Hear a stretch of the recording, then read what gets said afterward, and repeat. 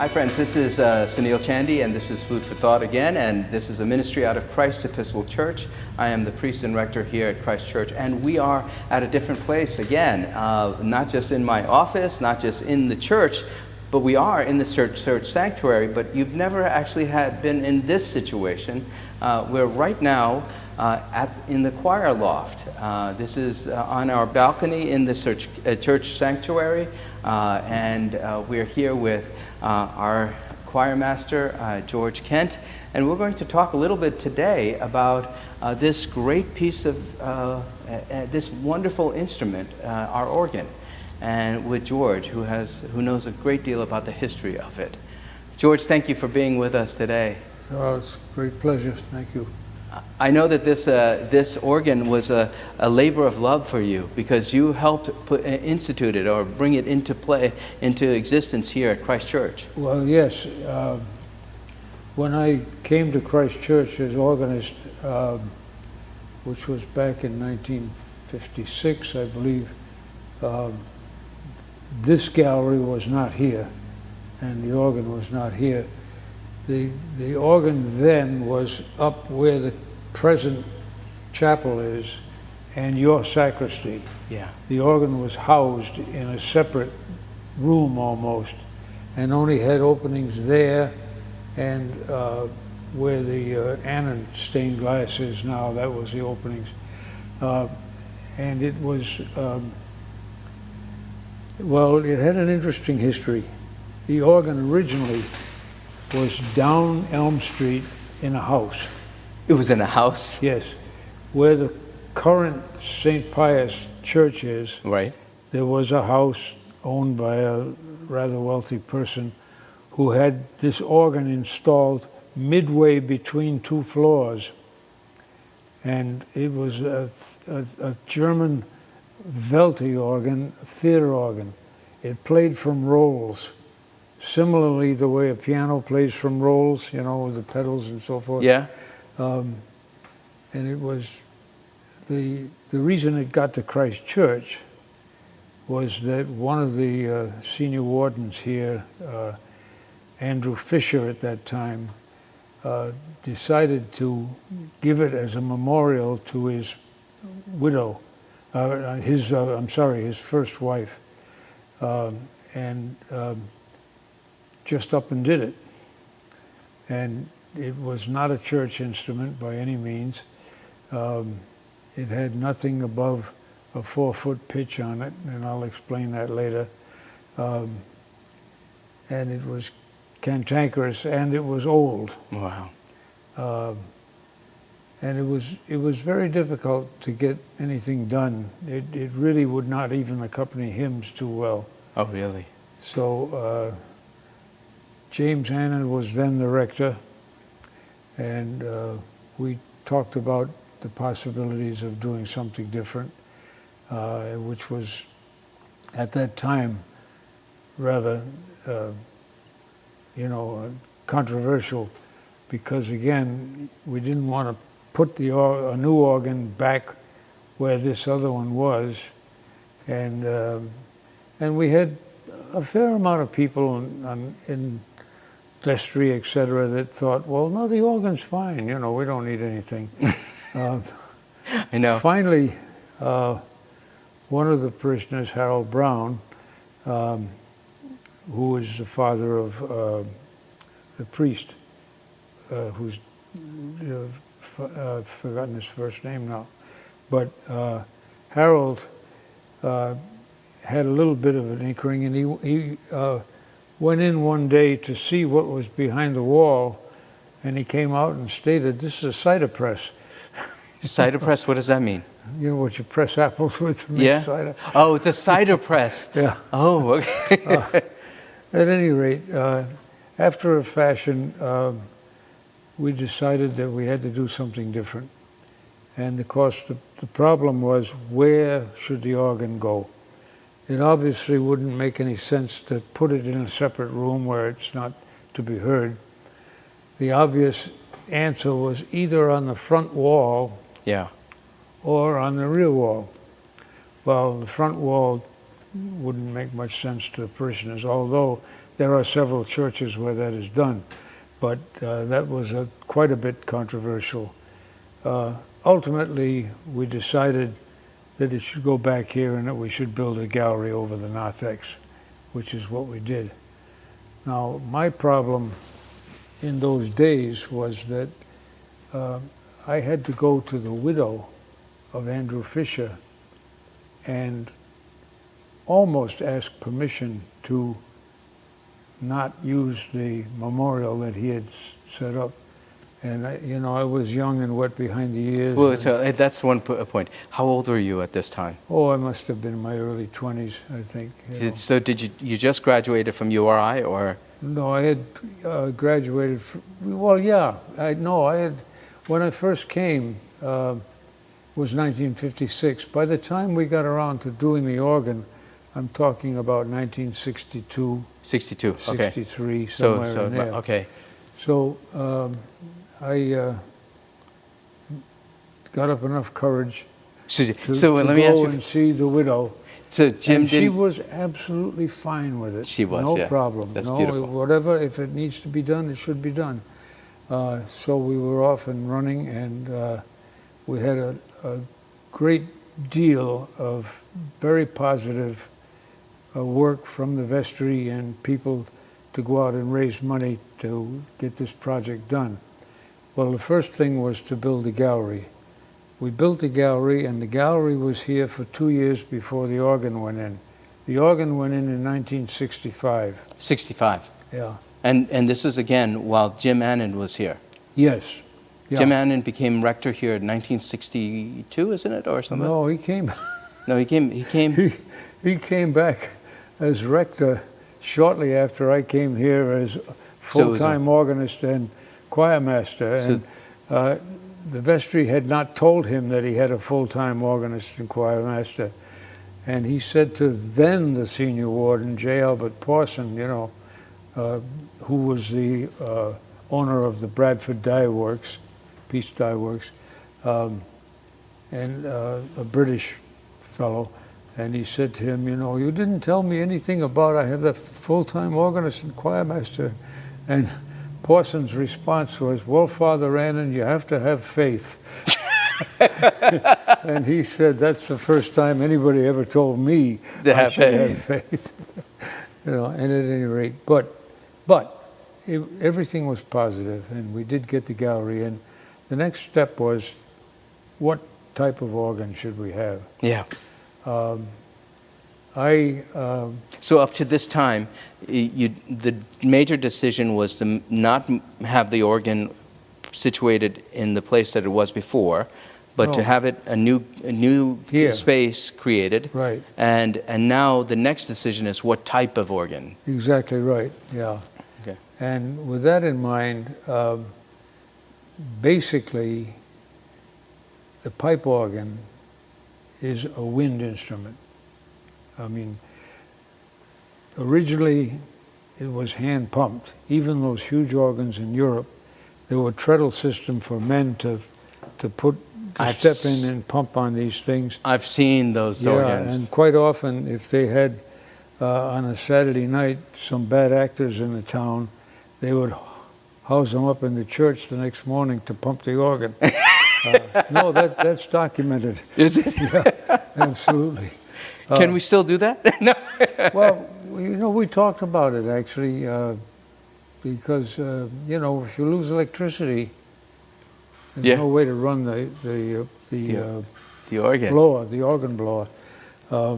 And I can tell you that I at one point was playing concerts in Sweden, and 2 minutes before the concert in this one church, the power went out. Oh my God. Well, the Swedes have an enormous supply of candles, and they're wonderful. The church lights up, and they took care of all of that.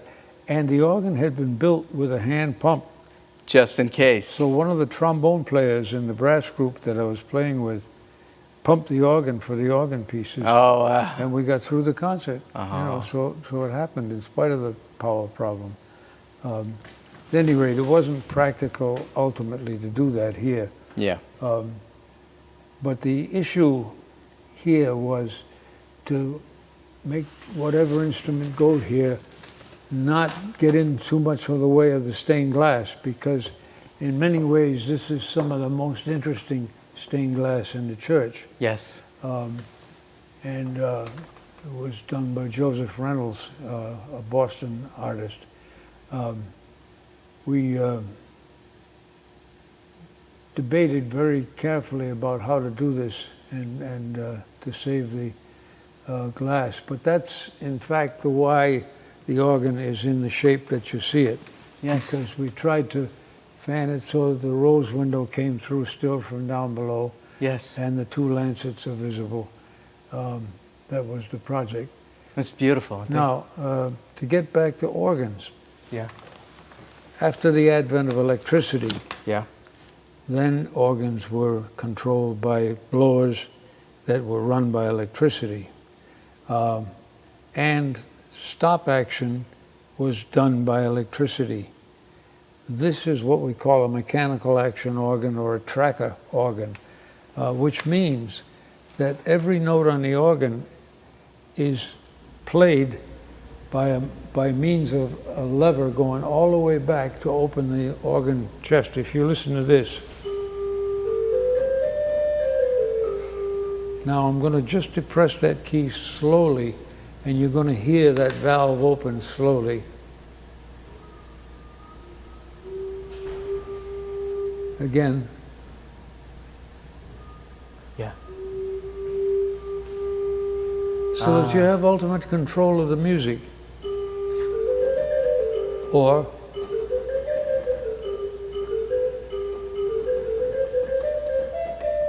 you can't do that with electric action. Electric action is either on or off. It's like a doorbell. Okay, so either you make one sound or the other. But there's no way to control the articulation of So then, like, even with the control of that, you get to adjust the sound that comes out. Yeah, this is all taking place with here. That's why I say it's a wind instrument. Wind instrument, as okay. opposed to a keyboard instrument. Ah, okay. So you have a different amount of control. So so then you have the so which brands in terms of, because when I was at St. Andrews Mount Holly, we had a Skinner organ.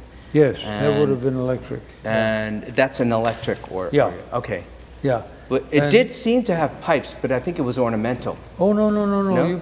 It's a pipe organ. It's a pipe organ. But as to how the air gets to the pipe is the question, you know. Okay. That's the difference. Now, we knew that one of the most important builders in the 20th century was an American, Charles Fisk. And so we were very interested to see whether he would consider building an organ for us. We also got a specification for a possibility from the Schlicker Organ Company of Buffalo, New York. Schlicker. They were mostly electric action, but I had a colleague who was a close friend who was the sales manager, and he wanted a chance to bid, which he did. Yeah. And we also had a set of specifications from the Rieger Organ Company of Schwarzach, Austria. They were very interested and would have built a very incredible, complete organ in terms of the reed pipes, which I'll speak about later, but not saving the windows. Not saving the windows. Charles Fisk was able to come up with this design. Now, he was a very interesting guy. Yes, I've heard about his history. He was originally trained as a nuclear physicist and, in fact, worked on the first A-bomb. Yeah. He was part of the Manhattan Project. But he went out to Stanford University in California for an advanced degree in nuclear, and he was having real questions in his own mind about whether he wanted to be cooped up messing with physics and bombs, etc., the rest of his life. And he ran into one of the more important 20th century musicologists, Putnam Aldrich, and they became quite good friends. And in the friendship, Charles was having all of these issues with whether he was going to stay in nuclear physics, and Putnam told him, you know, Charlie, with your knowledge of sound and your musicianship, because he was very musical, you should think about building pipe organs. And that's how that all started. He apprenticed with a local builder in California and then came back east. He was raised in Rockport out on Cape Ann in Massachusetts, near Gloucester, and set up shop, and the C.B. Fisk Organ Company was formed. How long ago was that? It must have been... Well, that was... In the 50s, late 50s? No, it was in the 60s, actually. In the 60s, okay. And by the time he got to us, we signed a contract in 1963, I believe. So it was a 2-year waiting period. Before us, he had built the Mount Calvary organ in Baltimore. Okay. Which a group of us went to see, to just see how it worked in the church, et cetera, et cetera. And ultimately, he was the builder, and we put the organ in. So then he was experienced by that time in 1963. He's done several different organs already, completed several different projects. Yes, this is Opus 45, I think. Yeah. Okay, this is his 45th. Yes. 45th. Right. Yeah, okay, right. Great. He's built quite a number of smaller organs.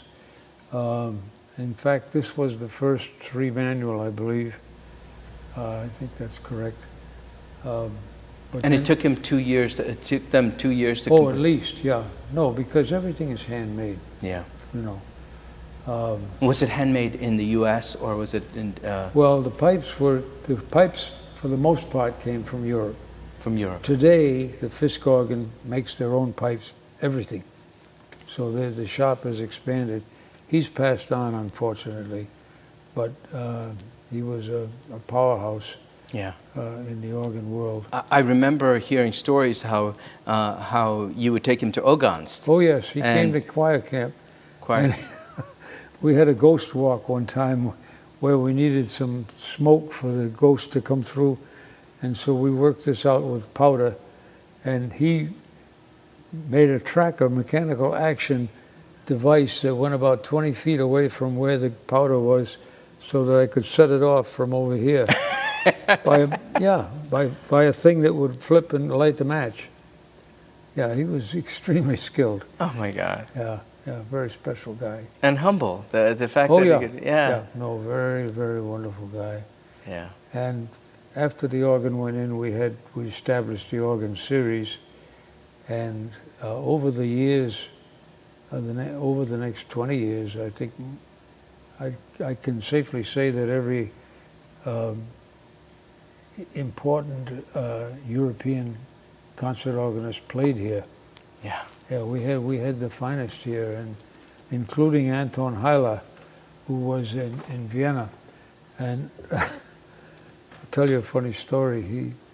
Anton Heiler had been hired by a firm a church in Providence to dedicate their new organ, which was electric. And he was bent on finding out how this instrument worked. He made the organist drive him here the afternoon of the concert there. And he played the organ, and he stood up here and he yelled down, "This is what you should have done." Not very nice, but at any rate, you know, the mechanical action thing is very important because it is ultimate control. Yeah. You know, otherwise you're just ringing doorbells. Yeah. Yeah. You know, I for the 7 years I've been here, and I've come to the concerts where we've had guest organists come in, I always sensed that they really appreciated playing on this instrument. Oh yeah, it's very special. Yeah. And people have come. I just had a young organist who just graduated from Oberlin Conservatory come here 3 weeks ago to have a go, and So I get calls quite a bit. Yeah. Now, what is the organ? Okay. You see 3 keyboards plus a pedal keyboard. Each one of these keyboards... I'm going to move over there. Each one of these keyboards is a separate organ unto itself. So you have, in degrees of loudness, you have the great organ, which is this keyboard, and that's the most pungent, if you will, of all of them. And then you have the swell organ. It's called swell because I can control the sound by these shutters.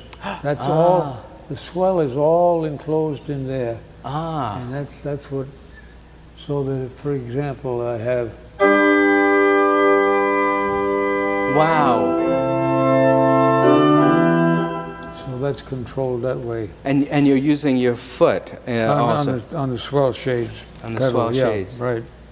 Whereas the great, in contrast,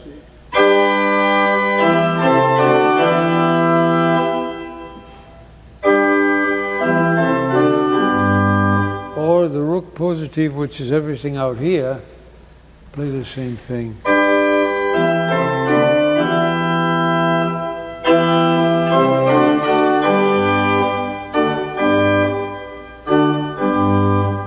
You have 3 different levels of sound, plus you have the pedals.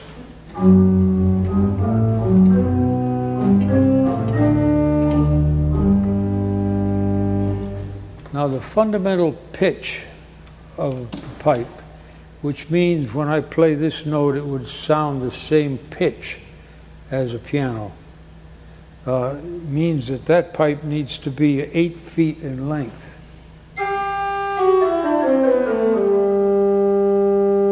And if I play a different stop that's only 4 feet length in pipe, it's going to sound an octave higher. Likewise, if I play 2 foot length, right, and I can even do that at the 1 foot pitch. Wow. And 16 feet are the big ones here, the pedals, so that they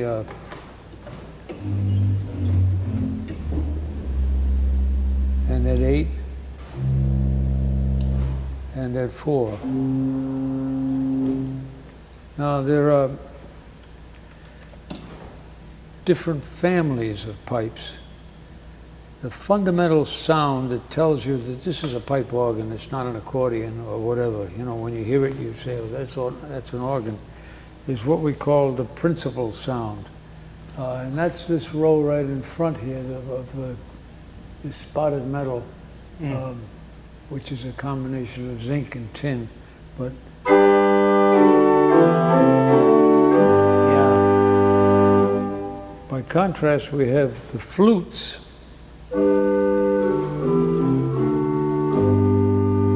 And for example, let's just take a look at all 3 different kinds of flutes. The one on the great swell, it's a different color. This is even yet a different color. So that you can make a good variety. And that again depends on the ability of the organ tuner or the organ builder to voice the pipes, and that's a specialized art. And that was one thing that Charlie Fisk was without peers. You know, he really was way ahead of the game. Now, was the mechanical organ something of a new concept, or was this is ancient? It's ancient. Yeah. It goes back to this particular organ is referred to as a classical organ because of the mechanical action. That's a kind of a misuse of the word, because the organ was classical in the Baroque era, which was from 1600 to 1750. And that was the heyday of this kind of organ being built. Again, once electricity came in, things changed, and you got what we call more romantic organs that were meant to imitate the sounds of an orchestra.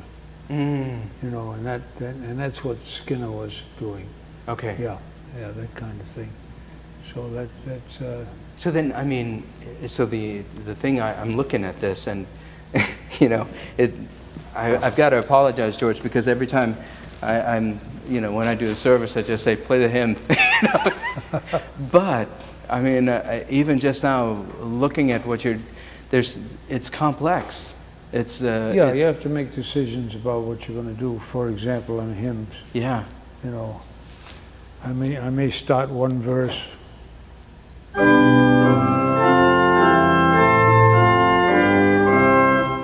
Along the way, I might change it too, and finally end up with, you know. And all these so little. You build a hymn, and again, it depends on the text of the hymn also. Right. You know, and what the message is of the verse. And there's all these little decisions that have to be made. Right. In order to get the right tone, the right. Yeah. You know, I may feel one way about a hymn, somebody else may feel entirely different and do it differently, you know. So that's. And then also there's adjustments based on when because it's a mechanical action, because of how hard you press. Yeah, the articulations. Right. Yeah. So that's really interesting. Yeah. I will be very much more careful when I say, just play a hymn, Sam. George. just play anything. Right, yeah. Oh, my God. Well, anyway. Let me ask you another question. Yeah. This one over here, these trumpets. These are that I talked about families. I mentioned the principles as being the fundamental sound of an organ, and then I mentioned flutes. You also have strings. Now on this instrument, because it's a classic organ, it only has one string, which is the flute celeste. If I play just the flute, now if I add the string,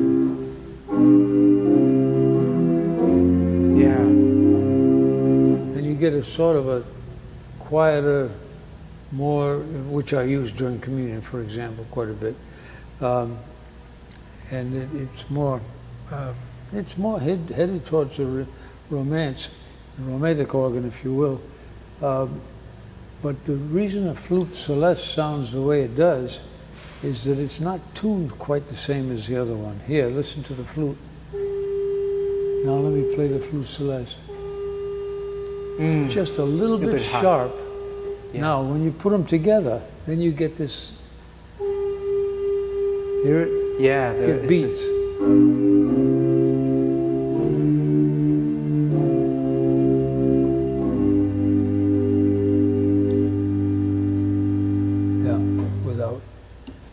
Now these reeds, this is the trumpet, the longest ones.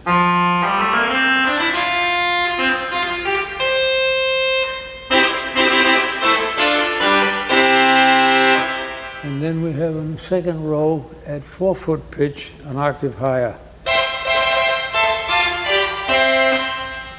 And together. Wow. And you have reeds in the pedal. Or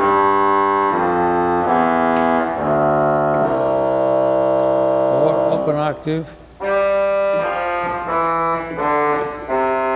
down an octave at 16-foot pitch. Yeah,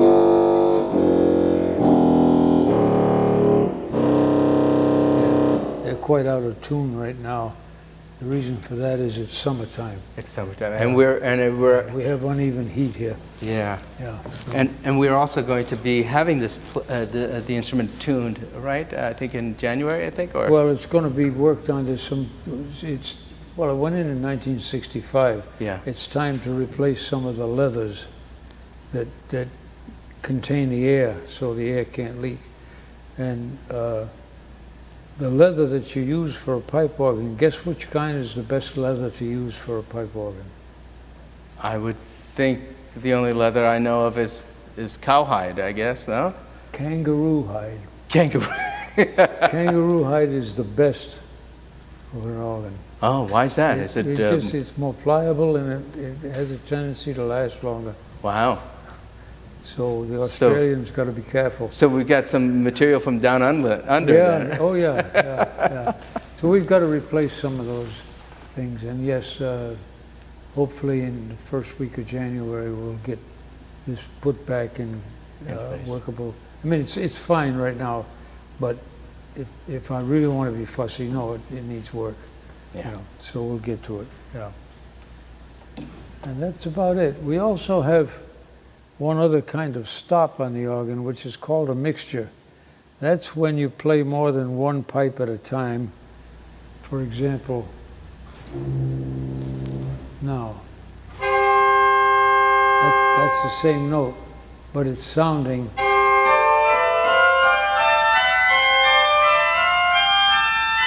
Did you hear it break back and pick up a low note as I went up?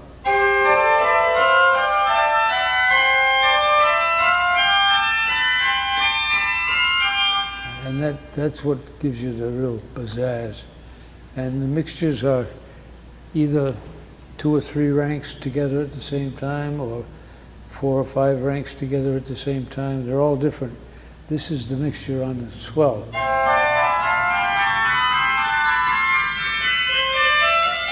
And you see that picks up in the middle, it picks up something quite low, which gives it a different flair. Or the mixture on here. But it's more than one pipe at a time. So we have mixtures and mutations, which are pipes that start at other than the octave. For example, Do you make these decisions for the mixtures while you're playing, or? Oh yeah, absolutely. Or in advance? I hear you practicing. I love hearing you practice down. Do you make it? Is it something depending on, or do you know in advance? Depending on the music. Depending on the music. Okay. Yeah, absolutely. Yeah. So, but a mutation. For example, we have what's called a Sesqui Altera. That means it's got the 12th and the 17th playing at the same time. So if I take, excuse me, I don't want that. What is it doing? Oh, and one of the problems. Now, if I go up 12 notes,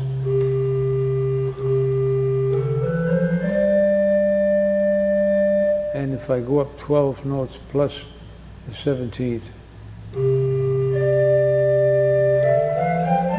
I can do that.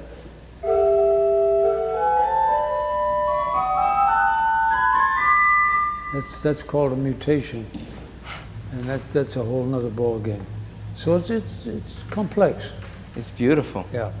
I mean, just so the shades of sound that comes out. Yeah, a lot of different things. Yeah. Well, that's about it. George, we should come up here more often. I just to hear it. I mean, I think a little warm up here, you know. Yeah. Hopefully, with the air conditioning, that'll change it too. We'll see how that goes too. Well, George, thank you for spending some time with us, and for you folks. This is one of the great attractions of being here at Christ Episcopal Church. It's our music that has inspired and helped people through the very difficult and challenging times in their life and the joyful times.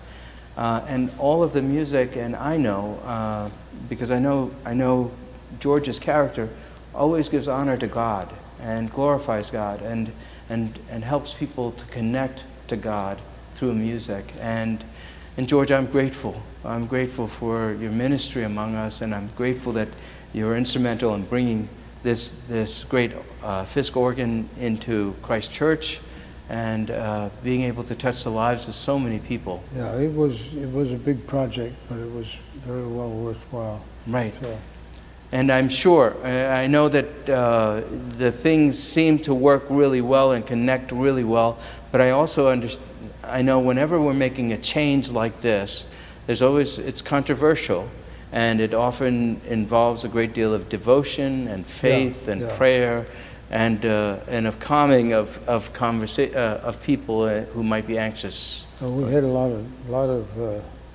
of people got on the bandwagon and made a go of it. So Yeah, it was very good. it's beautiful. Right.